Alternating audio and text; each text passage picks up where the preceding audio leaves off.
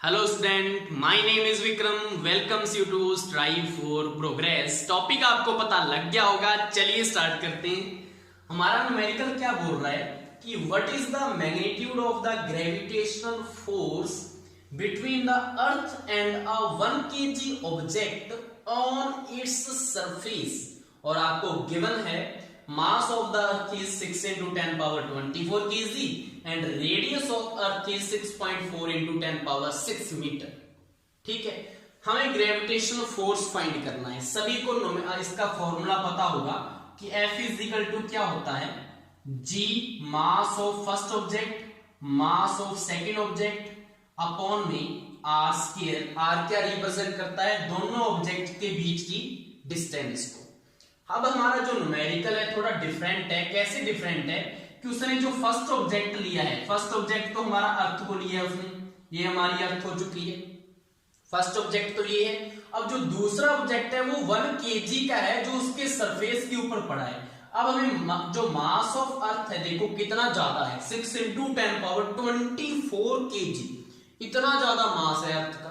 उसके कंपैरिजन में दूसरा ऑब्जेक्ट का मास तो सिर्फ 1 kg है।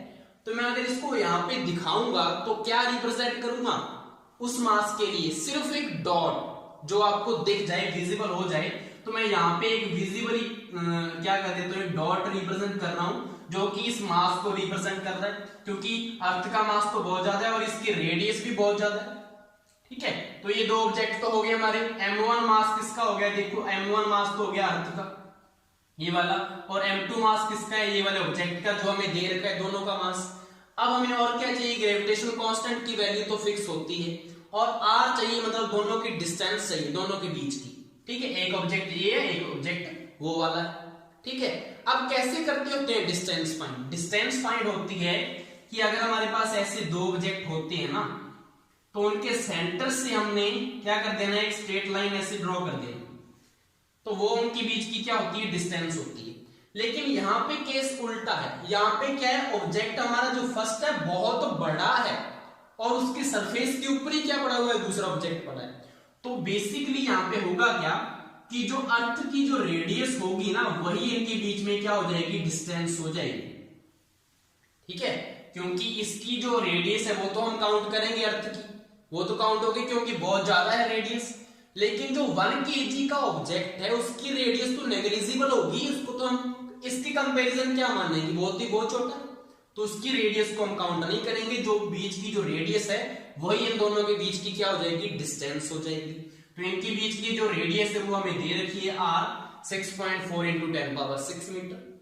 तो डिस्टेंस भी हमारी क्या हो जाएगी, यही हो जाएगी जो इसकी रेडियस है। सब कुछ पता है हमें, सिर्फ वैल्यू पुट करनी है और इसको सॉल्व करना है। थोड़ी कैलकुलेशन इसमें ज्यादा है, तो अच्छे से देख लेना कैसे न्यूमेरिकल सॉल्व होता है।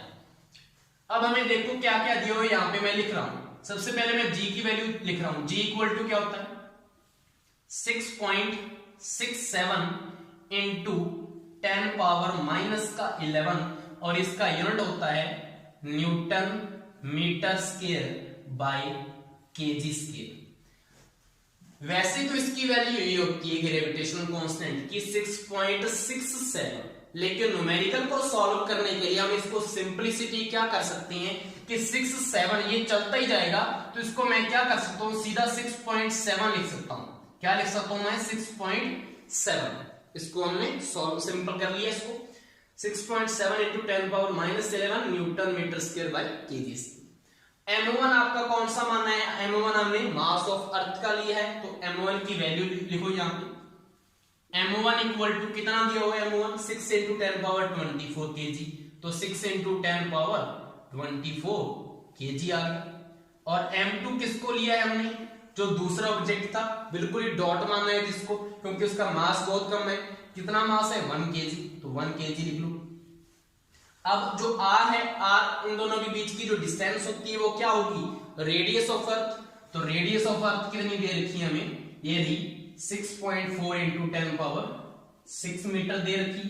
तो सब कुछ हमें दिया हुआ है, यहाँ पे पुट करेंगे हमें, हमारे पास क्या आ जाएगा, ग्रेविटेशनल फोर्स आ जाएगा। पुट करो, तो यहाँ पे कैसे पुट करेंगे हम, F इजिकल टू G की वैल्यू क्या है, 6.7 into 10 पावर -11 हो गया, इंटू m1 की वैल्यू कितनी है, ये रही 6 into 10 power 24 kg into m2 की वैल्यू कितनी है 1 है अपॉन में r की वैल्यू कितनी है 6.4 इंटू 10 पावर 6 का ऊपर क्या आ जाएगा स्क्वायर है तो स्क्वायर लग जाएगा। यहां तक हो गया। अब इसको कैसे सॉल्व करना है अच्छे से ध्यान से देख लेना।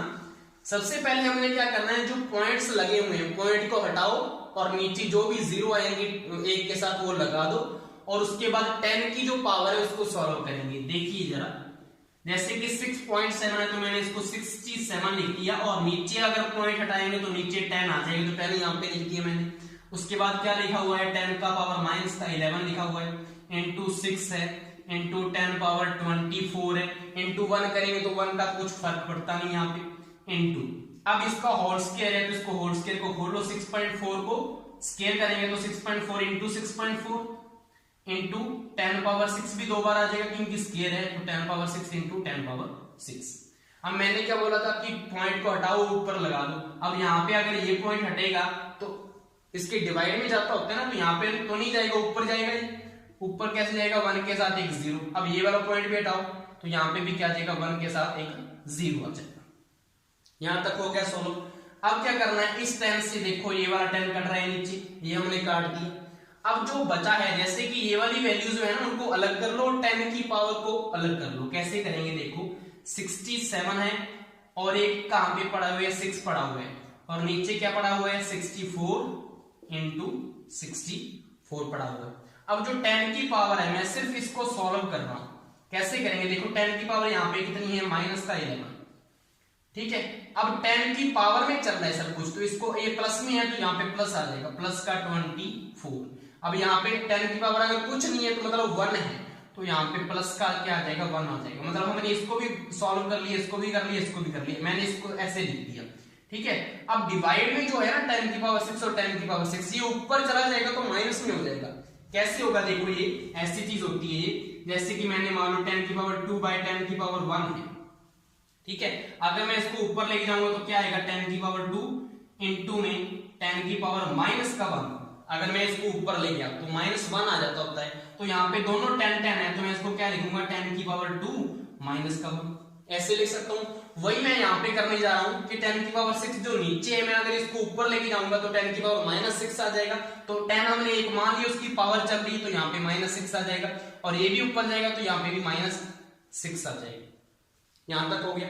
अब हमने जो प्लस के हैं वो प्लस की काउंट कर लो, जितने माइनस के उतने काउंट कर लो, जो बच गया यहाँ पे 10 की पावर रह जाएगी, वो करो काउंट क्या आ जाएगा देखो 11 तो ये रहे माइनस की, माइनस का 6 और माइनस का 6 कितने होंगे माइनस का 12, माइनस का 12 और माइनस का 11 कितने होंगे माइनस के 23। तो माइनस के तो हमारे पास कितने आ गए 23। अब प्लस के कितने 24 और 1 25, मतलब प्लस के कितने 25। तो बचे कितने प्लस के कितने बचे 2 बचे, तो प्लस के 2 बचे। तो हमारी जो सारी पावर है सारी सॉल्व कर ली हमने। कितना बचा यहाँ पे 10 की पावर में प्लस 2। यहां तक हो गया। अब मैं क्या करूं, इसको सॉल्व करने के लिए मैं क्या कर सकता हूं, इसको 67 इंटू 6 इंटू 10 का स्क्वायर है, इसको 10 इंटू 10 लिख सकते हैं। अब डिवाइड में देखो 64 इंटू 64। अब यहाँ पे इसको हमने कर देना काट देना है। कैसे कटेंगे देखो 2 3 6 होते हैं, 32 दूना 64 होते हैं, 2 5 10 होते हैं, 32 दूना 64, 2 5 10, 16 दूना 32। तो यहाँ पे 16 इंटू 32 आ गया नीचे, ऊपर 67 इंटू 3 इंटू 5 इंटू 5। तो 5 5 जा कितने होते हैं 25, 25 3 जा 75। तो 75 को 67 से मल्टीप्लाई करना है तो हमारे पास क्या बचा 75 अपॉन में 16 इंटू 32। इसको सॉल्व कर लो हमारा आंसर आ जाएगा।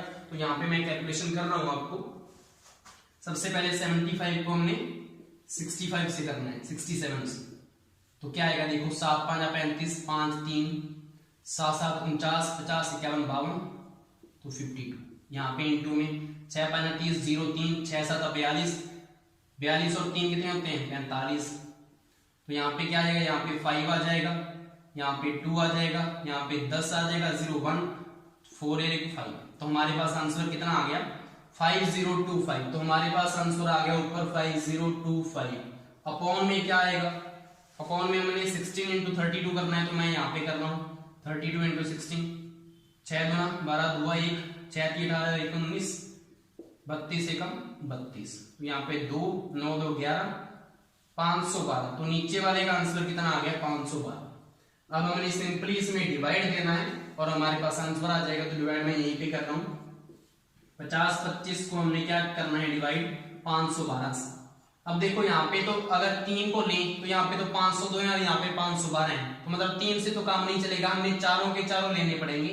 तो देखो चारों अगर लेंगे तो अगर 512 दाई मतलब 10 को करेंगे इससे मल्टीप्लाई तो कितना आ जाएगा 5 1 2 0 आ जाएगा, वो इससे बड़ा हो जाएगा। तो ये किस पे जाएगा 9 पे जाएगा।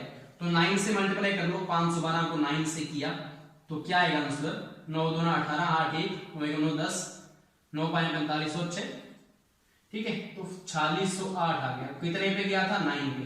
कितना बचा 15 में से 8 गया 7 होते हैं। यहाँ पे इधर चलेगी तो 1 आया, यहाँ पे 10 में से 6 गया 4 और यहाँ पे क्या आ जाएगा 0। इस 0 को कोई काम नहीं है, तो यहाँ पे कितना आ गया हमारे पास 417 आ गया।